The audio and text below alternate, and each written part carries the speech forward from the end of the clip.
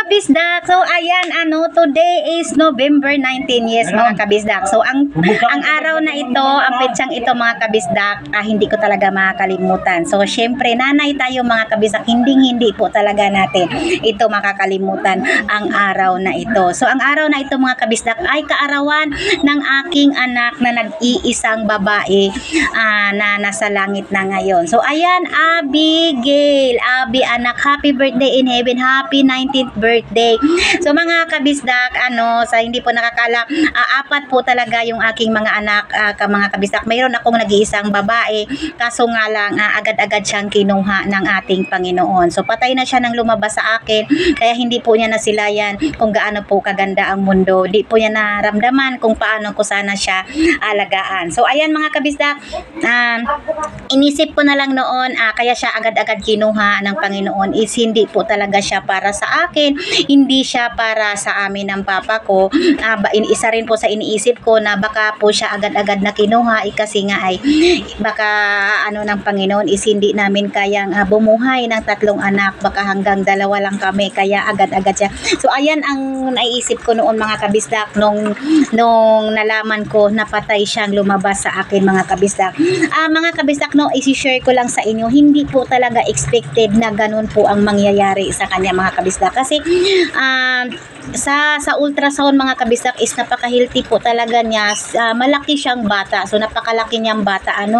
Sabi ko nga po sa inyo mga kabisdak, nung araw na nag-ultrasound ako mga kabisdak, sobrang happy ako mga kabisdak, sobrang tuwang-tuwa ko, kasi yung nauna kong mga anak, ang panganay ko ay lalaki, pang sumunod namang pangalawa is lalaki ulit. Tapos yun nga, nung nagpa-ultrasound ako, nalaman ko na babae siya, sobrang excited ko mga kabisdak. Sabi ko sa iyo, pagbangon ko doon sa, diba, nakahiga ka pag ino-ultrasound ka, pagbangon ko mga kabisdak, paglabas ko na baliktad yung aking chinela, sa sobrang excited ko, kasi girl nga siya mga kabisdak.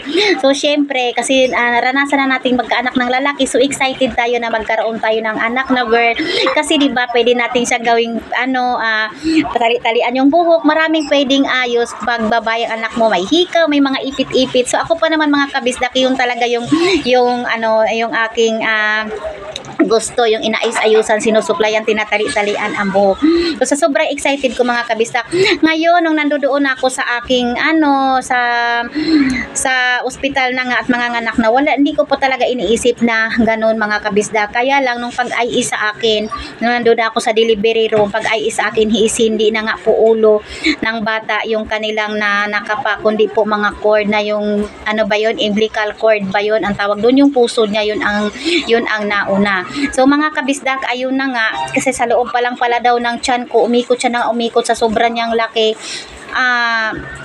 nasakal siya sa kanyang puso. So nauna yung puso niya mga kabisdak. At ganun po talaga yung mga kabisdak, pag wala ng buhay ang iyong ilalabas, sobrang hirap po mga kabisdak. Unlike po doon sa buhay pa yung iyong ilalabas, kasi pag once na iniri mo ang bata na buhay pa, lumalaban siya, tinutulungan niya yung sarili niya kung paano siya makalabas. Pero mga kabisdak, ito talaga experience ko talaga, pag once napatay na yung bata sa loob, yung baby mo sa loob, at iniri mo siya mga kabisdak, syempre wala na siyang buhay.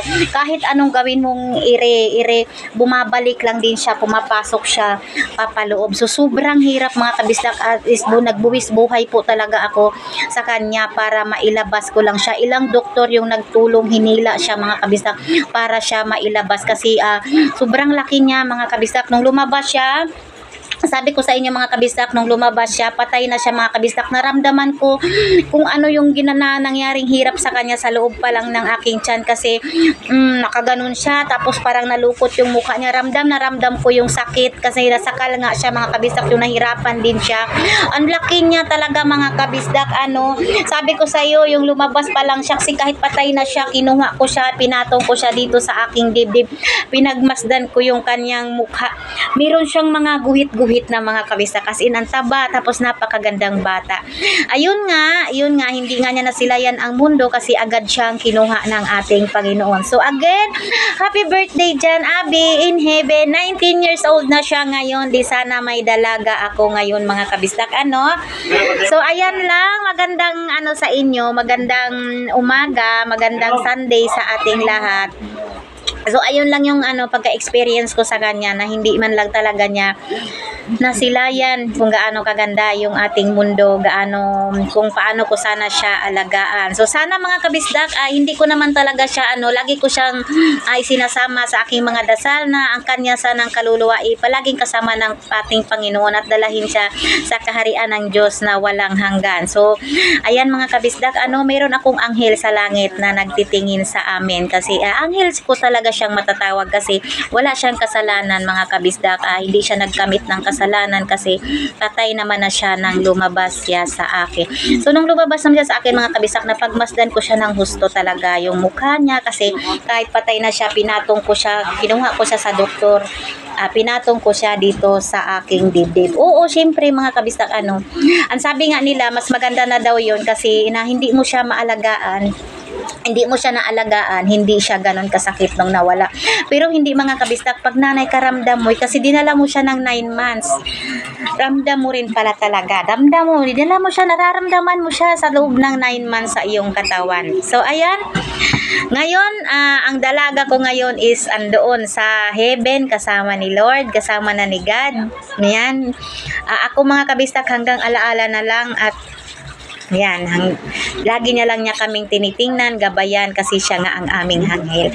So, ayan, happy Sunday sa ating lahat. Magluluto na tayo ng ating pananghalian. Ano nga ba ang inyong pananghalian yan? So, ayan, thank you sa ating lahat.